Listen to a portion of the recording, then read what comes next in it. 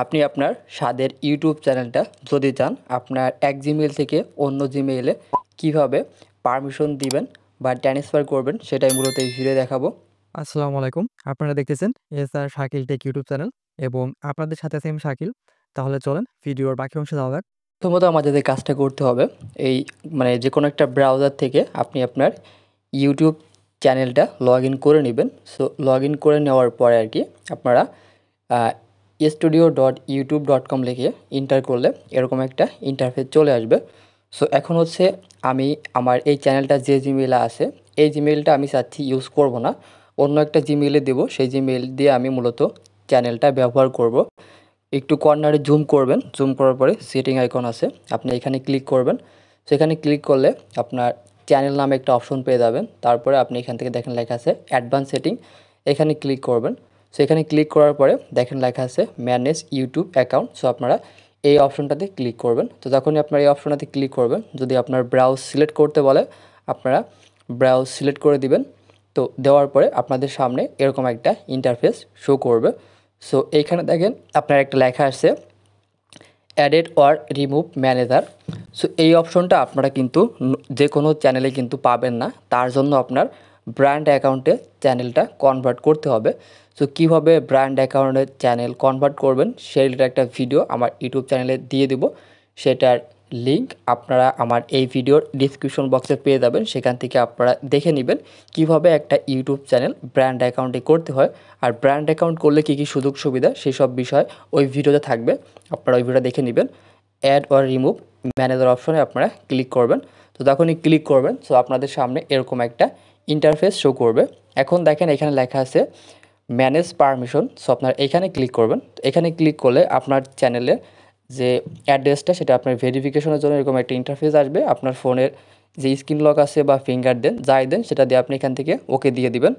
তো এখান থেকে আপনার পারমিশনটা দেওয়া হয়ে গেলে নতুন আরও একটা পেজে নিয়ে আসবে, জাস্ট এরকম থাকবে। পুনরায় আপনি আবার ম্যানেজ পারমিশনে ক্লিক করবেন।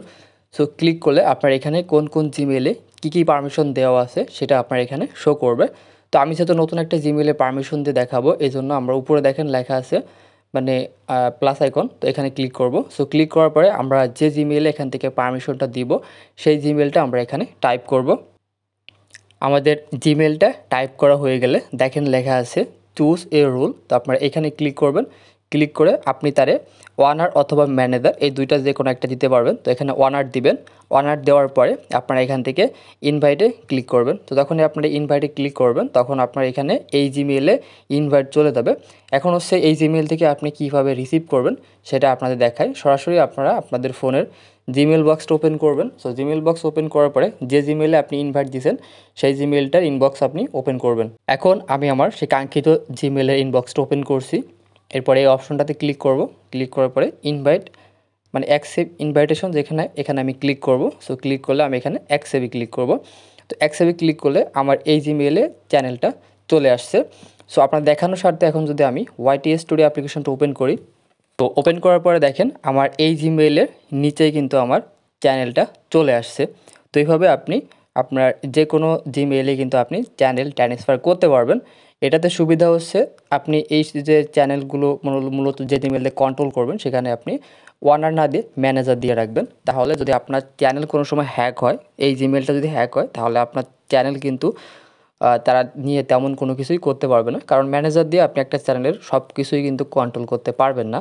যদি আপনি ওনার দিয়ে রাখেন বা প্রাইমারি দিয়ে থাকেন, তো প্রাইমারি দেওয়া যাবে মাত্র একটা আর কি। তো যাই হোক সেটা আমি ব্র্যান্ড অ্যাকাউন্টের ভিডিওতে সুযোগ সুবিধা বিষয় আপনাদের বলবো, সেটা আপনারা অবশ্যই দেখে নেবেন। আর এই ভিডিওতে জাস্ট হচ্ছে কীভাবে আপনি একটা জিমেল থেকে আরেকটা জিমেল চ্যানেল ট্রান্সফার করবেন সেটাই দেখানো হলো। তো আশা করি বুঝতে পারছেন। এরপরও যদি বুঝতে সমস্যা থাকে অবশ্যই কমেন্ট বক্সে আপনারা কমেন্ট করে জানাইতে পারেন। আজকের মতে এই ছিল ভিডিওটা। এরকম থেকে কিছু জানতে এবং শিখতে আমাকে অবশ্যই সাবস্ক্রাইব করবেন। আজ এই পর্যন্তই। আল্লাহ হাফেজ।